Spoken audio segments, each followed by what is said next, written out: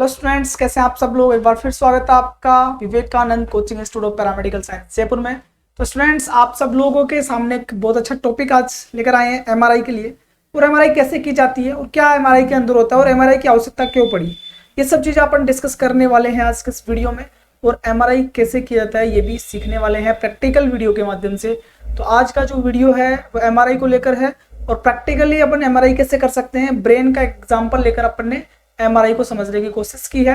आप लोगों को पीछे स्क्रीन पे दिख रहा होगा, एक पेशेंट है और एक अपना एमआरआई टेक्नीशियन है। ये कैसे इसकी जो है एमआरआई करते हैं इसके बारे में अपन जानेंगे। तो देखते हैं स्टूडेंट्स, देखो इस प्रकार से पेशेंट होता है और ये अपनी एक एमआरआई टेक्नीशियन है या एक टेक्नोलॉजिस्ट मैं बोल सकता हूँ। ये टेक्नोलॉजिस्ट क्या करते हैं, पेशेंट को एक टेबल पर लेटाते हैं। ये आपने देखा ही होगा एमआरआई का पूरा इन्वेस्टिगेशन रूम। इस टेबल पर लटाने के बाद ये कुछ स्विचेस इस एमआरआई की मशीन में होते हैं जो क्या करते हैं, टेबल को मूवमेंट करने का, अपवर्ड और डाउनवर्ड, इनवर्ड और आउटवर्ड करने का काम करता है। और इससे अपन क्या करते हैं, अपनी पोजीशन सेट करते हैं। यही कुछ कीज होती है। ये क्या है, हेडफोन्स है। ये हेडफोन्स अपन इसलिए लगाते हैं पेशेंट के कानों पर कि पेशेंट को जो साउंड हमारे द्वारा प्रोड्यूस होती है उस साउंड से डिस्कम्फर्टेबल फील ना हो, कंफर्ट फील करे। इस साउंड ये अपने हेडफोन इसलिए लगा देते हैं और इस हेडफोन में कोई भी अपन सॉन्ग वगैरह चला सकते हैं। इसके बाद में रेडियो फ्रीक्वेंसी कोयल होती है।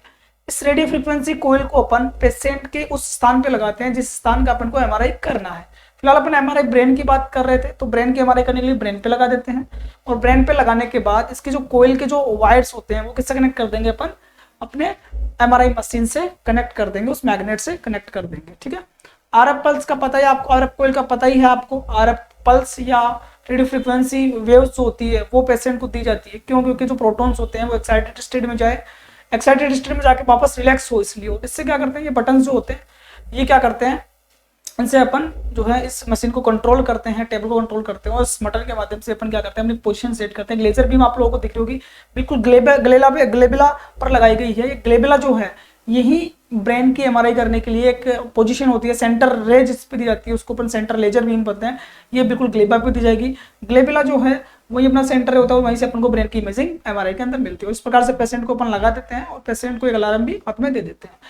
अब जैसे अपन ने पेशेंट की पोजीशन लगाते हैं, इसके बाद अपन क्या करते हैं, जो भी अपना रूम होता है इन्वेस्टिगेशन रूम, जो मैग्नेटिक फ्री मेटल का बना होता है उससे अपन ढक देते हैं। और अब ये अपने कंप्यूटर होता है एक, इस कंप्यूटर पे अपन क्या करते हैं, ऑपरेट कर रहे होते हैं। देखो इस प्रकार से जब पेशेंट के ऊपर जाएंगे तो पेशेंट पे न्यू पेशेंट क्लिक करेंगे, उस पेशेंट पे न्यू क्लिक करने से अपने पास एक ऐसी विंडो निकल के आएगी। इस विंडो पर क्या कर देंगे, पेशेंट की जितने भी डिटेल्स, जैसे यहाँ पे पूछा रहा है लास्ट नेम क्या है, फर्स्ट नेम क्या है, और यहाँ पर कई चीज़ें पूछी जाएगी कि पेशेंट की आईडी क्या है, जो भी अपने हॉस्पिटल आईडी वगैरह होती है वो अपन इसमें डालेंगे। डेट ऑफ बर्थ क्या है पेशेंट की, अगर आवश्यकता है आपको पता है तो डाल दीजिए, अदरवाइज आप जो है इसमें उम्र भी उसकी डाल सकते हैं। सेक्स क्या है पेशेंट का, मेल है कि फीमेल है, फीमेल पेशेंट है, कितनी एज है वो अपने आप ऑटोमेटिकली आ जाएगी। वजन जो है कितना एवरेज वजन इस पेशेंट का है, उस हिसाब से वजन डालना थोड़ा जरूरी है, क्योंकि इस हिसाब से अपने जो सिग्नल्स होते हैं, प्रोटॉन्स होते हैं और जो एक्साइटेड स्टेट होती है वो इस प्रकार से रिलैक्सेशन होता है, वो इस वजन पे थोड़ा सा इसका फर्क पड़ता है। तो आपको वजन जो है पेशेंट के अकॉर्डिंग डालना है। फिर अपन को क्या करना है,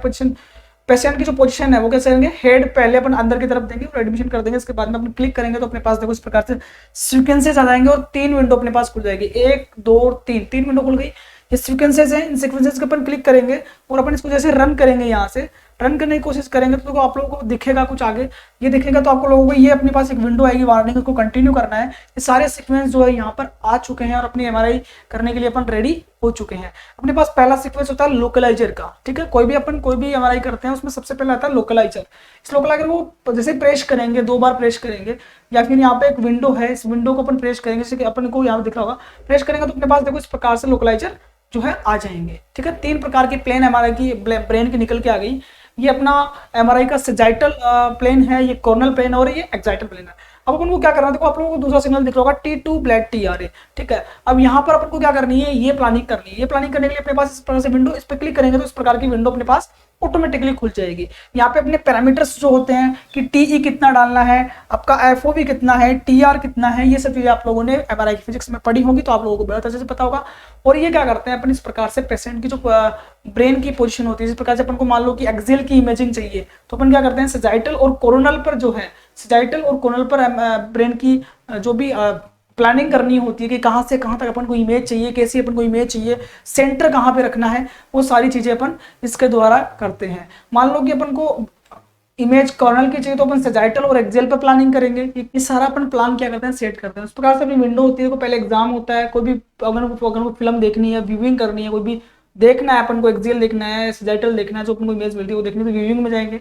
फिल्म बनानी तो इसमें वो 3D अपन को कोई भी चीज देखनी है तो अपन 3D वाले पे क्लिक करेंगे। तो इस प्रकार से अपन क्या करते हैं, प्लान कर लेते हैं पूरा।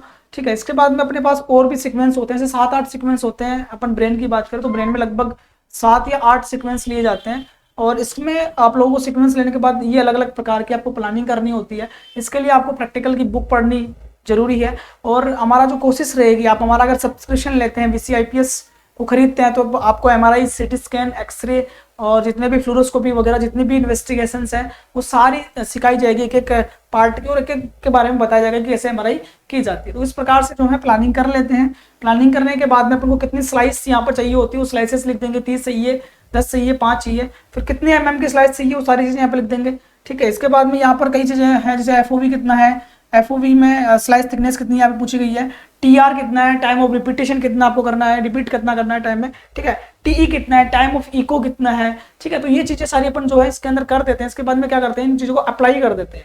ये सारी प्लानिंग करने के बाद ये सारा डाटा देख लेते हैं कि ये सही है, फिर अप्लाई करने के बाद ये 1 मिनट के लिए या 2 सेकंड के लिए, 10 सेकंड के लिए आपके पास इस तरह से आ जाएगा। और स्कैन पे जैसे स्कैन को जैसे हाईलाइट हुआ स्कैन, तो अपन को क्या करना है, स्कैन पे क्लिक करना है। ठीक है, अप्लाई कर दिया अपन ने। अब क्या करना है, अपना जो हाईलाइट हो गया ये स्कैन, इसको अपन क्या कर देंगे, क्लिक कर देंगे। ठीक है, स्कैन को क्लिक करते ही अपनी क्या हो जाएगी, MRI की जो इमेजेस हैं, जो रिलैक्सेशन होते हैं वो स्टार्ट हो जाएंगे ना। तो इसमें क्या कर रहे हैं, कुछ पैरामीटर्स जो होते हैं सेम होते हैं, तो इनको वापस अपन कॉपी और पेस्ट कर देते हैं। ये सारी MRI आपको प्रैक्टिकली पूरी समझाई जाएगी। अगर आप VCIPS का सब्सक्रिप्शन लेते हैं तो आप लोगों को ये MRI की प्लानिंग वगैरह थोड़ा बहुत समझ में आया होगा, और उम्मीद करता हूं कि थोड़ा बहुत नहीं बहुत कुछ समझ में आया होगा। इस प्रकार से मैंने आप लोगों को समझाया है MRI के बारे में। और अपन इस प्रकार से क्या करते हैं, अलग अलग सीक्वेंस की प्लानिंग इस प्रकार से जो है, जैसे अभी ये जो एरोज आ रहे हैं, ये जो FOV आ रहा है आप लोगों को दिख रहा होगा, पीली पीली डॉट लाइन्स आपको दिख रही होगी। ये डॉट लाइन आ रही कैसे, ये डॉट लाइन के ऊपर आप अगर इस पे क्लिक करोगे तो डॉट लाइन इस पे आ जाएगी। अगर देखो एक्सेल पे क्लिक किया जा रहा है, देखो ये एक्सेल पे क्लिक किया जा रहा है, इसको ओपन किया अपन ने। ठीक है, इसको ओपन किया तो देखो इस प्रकार से अपने पास ये खुल जाएगा, ये खुल गया। इसके बाद में ये सारे डाटा जो भी है अपन क्या करते हैं, कॉपी कर देंगे, क्योंकि अपन ने ये प्लानिंग जो थी एक्सेल वाली वो इस प्लानिंग के अंदर अपन ने पहले ही सेट कर ली। सेट करके सारी प्लानिंग कर दी, और अपन क्या कर रहे थे, उसको स्कैन कर रहे थे। जैसे वो स्कैन होकर कोई इमेजेस मिलेगी, ठीक है, उन इमेजेस को अपन क्या करते हैं, फिर यहाँ पे लगा देते हैं, अप्लाई कर देंगे। ये प्लानिंग हो गई, अप्लाई करने के बाद अपन क्या करते हैं, जैसे अपने पास टाइम मिलेगा अपन क्या कर देंगे, स्कैन कर देंगे इसको।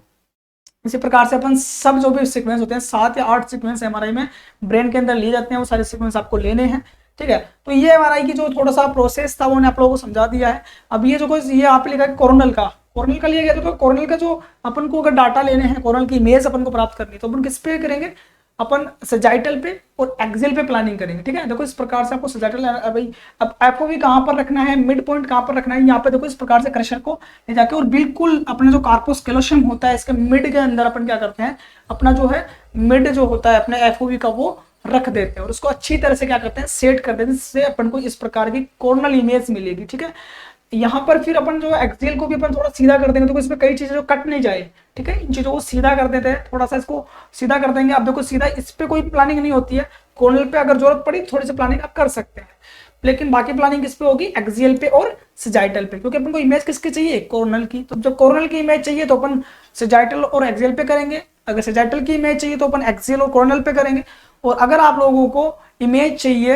एक्सेल की तो आपको सजाइटल और कोर्नल पर इमेज प्लानिंग करनी है। इस प्लानिंग के थ्रू आपको अप्लाई करके फिर स्कैन पे क्लिक करना है। तो इस प्रकार से छोटी सी MRI का कोई बड़ा इतना कोई फिजिक्स नहीं है, बहुत ही सिंपल सी होती है MRI।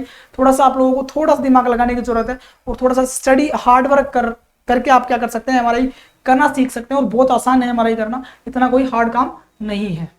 आप लोग अब देख पा रहे होंगे कि देखो इस प्रकार से कई सिग्नल्स अपन को मिल गए। तो ये एक्सेल की इमेजेस अपन को मिल चुकी है, क्योंकि अपन एक्सेल की जो प्लानिंग की थी उसके डाटा अपने पास आ चुके हैं। और इस प्रकार से तो इसको अगर अपन आगे की तरफ या पीछे की तरफ माउस कर्सर को अपन माउस को अगर मूवमेंट कराते हैं तो अपन को जो इमेज है वो अलग अलग तरीके से दिख सकती है। उसकी अपन रिपोर्टिंग कर सकते हैं, डायग्नोसिस जो होती है बीमारी को पहचान सकते हैं, इसी के द्वारा जो है हमारे पूरी होती है। इस प्रकार से अपन को एक सिग्नल मैंने आप लोगों को सीक्वेंस का बता दिया है। ऐसे ही सारे सिग्नल्स आपको जानने हैं तो आपको VCIPS का सब्सक्रिप्शन लेना होगा। VCIPS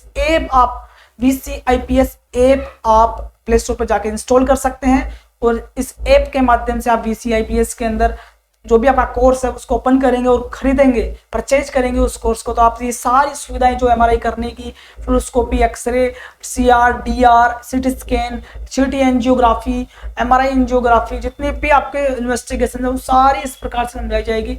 एक एक सीक्वेंस के बारे में डीपली समझाया जाएगा। तो इस प्रकार से अपनी इमेजेस आ गई एक्सेल की, उसको डायग्नोस किया जा रहा है, देखा जा रहा है कि कैसी इमेज है और कितनी क्लियरिटी के साथ में अपने इस इमेज को देख पा रहे हैं। ठीक है, और ये अपने कॉर्नल की इमेजेस हैं। देखो अपन ने डाटा सारे अपने पास, जो सारी प्लानिंग अपने की थी वो सारे डाटा अपने पास आ गए हैं। और जब जब डाटा हो गए, स्कैन हो गया, उसके बाद में आप लोगों को ये डाटा इस प्रकार से मिल जाते हैं। इसके ऊपर प्लानिंग नहीं कर सकते। फिर आप प्लानिंग करने तो आपको फिर से कॉपी और पेस्ट करना होगा, और पेस्ट करने के बाद आप जो है दोबारा प्लानिंग इसकी कर सकते हैं। मान लो कोई इमेज खराब आ गई हो तो उसको अपन रिपीट कर सकते हैं उसको। ठीक है, बाकी आप इन पे क्लिक करोगे तो ये जितने भी ये लिखे हुए हैं ना आपको दिख रहे होंगे इधर, ये क्या है, ये स्कैन हो चुके हैं। ये है स्कैन होने का पूरा। देखो सेजाइटल की इमेज यहाँ पे देखी जा रही है, कितना क्लियरिटी से आप लोगों को ये इमेज दिख रही है। तो अगर आप ये डेढ़ टेस्ला की मशीन थी, अगर आप 3 टेस्ला में ये काम करोगे तो इससे भी बहुत ज्यादा अच्छी क्वालिटी की इमेज आपको मिलेगी। तो इस प्रकार से जो है अपन इसका डायग्नोस कर सकते हैं। देख सकते हैं आप इस प्रकार से फीचरोलॉजी थोड़ी चल रही है, इनमें थोड़े से मूवमेंट करवाए जा रहे हैं माउस के अंदर, इसलिए आपको क्या इमेज मिल रही है। यहाँ पे देखो इस प्रकार से आप इसकी इमेजेस को देख सकते हैं। ये एक्सेल की इमेजेस है। तो ये होता है सारा प्रोसेस एमआरआई के अंदर। ठीक है, ये कॉर्नल की इमेजेस हैं। कॉर्नल में भी अपन ने देखो ये डाटा लिए थे कॉर्नल के, तो सारे अपन को पास तीन जो प्लेन होते हैं वो तीनों प्लेन के अपन को इमेजेस मिल गए। इसी प्रकार से जो स्टूडेंट्स आप पूरी एमआरआई सीख सकते हैं, पूरी एमआरआई कर सकते हैं। तो स्टूडेंट्स बहुत बहुत धन्यवाद आज के इस वीडियो को देखने के लिए, और इस वीडियो को ज़्यादा से ज़्यादा शेयर करें, ज़्यादा से सब्सक्राइब करें चैनल को, और लाइक और कमेंट करना तो ना भूलें। ठीक है, और VCIPS जो इंस्टीट्यूट है इसका आप गूगल पे जाकर, गूगल क्रोम पे जाके, या आप जो है गूगल प्ले स्टोर पे जाके VCIPS ऐप को डाउनलोड करें, और वहां पे आप इस चीज को रजिस्टर करके पूरा एमआरआई के प्रैक्टिकल वीडियोस और पूरी थ्योरी आप जो है एमआरआई नहीं, आपका जो कोर्स है रेडिएशन टेक्नोलॉजी का कोर्स कर रहे हैं, लैब टेक्नोलॉजी का कोर्स कर रहे हैं, या अन्य कोई भी पैरामेडिकल कोर्स कर रहे हैं, तो वो सारी कोर्सेज आपको वहां पे मिलेंगे, और उन कोर्सेज को परचेज करके आप सारी इस प्रकार की प्रैक्टिकल से संबंधित सारी सुविधाएं पा सकते हैं। बहुत बहुत धन्यवाद स्टूडेंट्स, इस प्रकार से आप जुड़े रहें। हम आपके पास एक और वीडियो आगे लेकर आएंगे, तो आप लोग जो है VCIPS का कोर्स परचेज करना ना भूले। धन्यवाद, एक बार फिर से आपका बहुत बहुत स्वागत VCIPS में।